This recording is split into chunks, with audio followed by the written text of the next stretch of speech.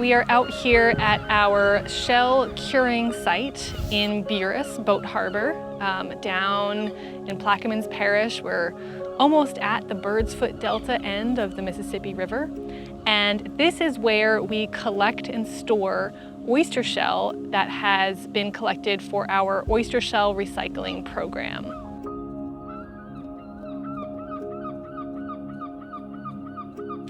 So this program began in 2013, and it began with a pilot grant from Shell, which we used to work together with restaurants to see how we could avoid this natural resource ending up in landfills instead of in our coastal waters where it can do so much good.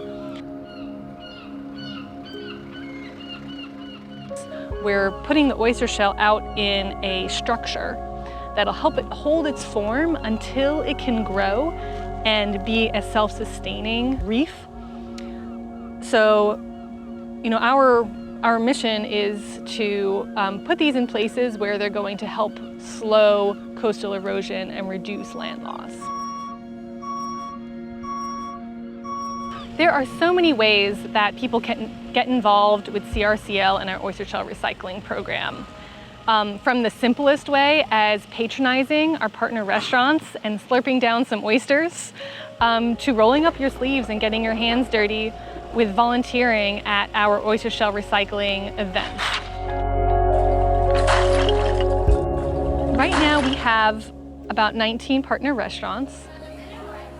Our restaurant partners actually do pay a fee to participate to help us offset the costs of the recycling.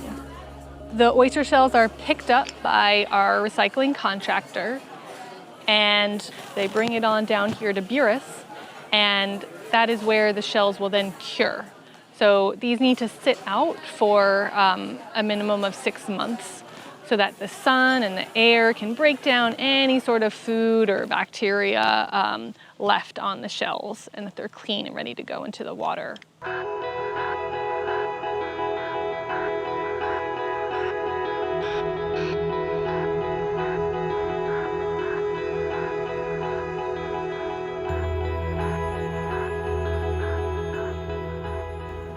We chose this site specifically because Hackberry Bay contains one of the state's oyster seed grounds. And if this strip of marsh erodes away, then the seed grounds could be threatened by increased salinity and increased risk for what comes along with that, which is oyster disease and oyster predators. We have deployed nearly 800 cubic yards of oyster shell, which is about 800 tons.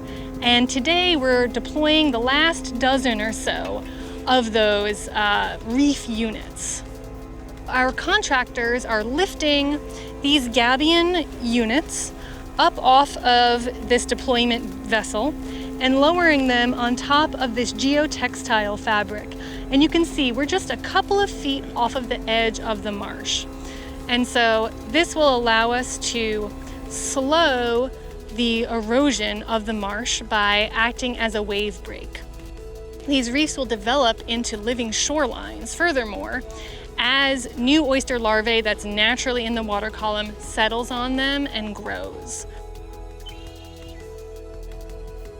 This project is also a climate adaptation project in that oyster reefs, when placed under the right conditions of salinity and current and oxygen, can grow in 3 dimensions and, in theory, keep pace with projected sea level rise, which we know is happening.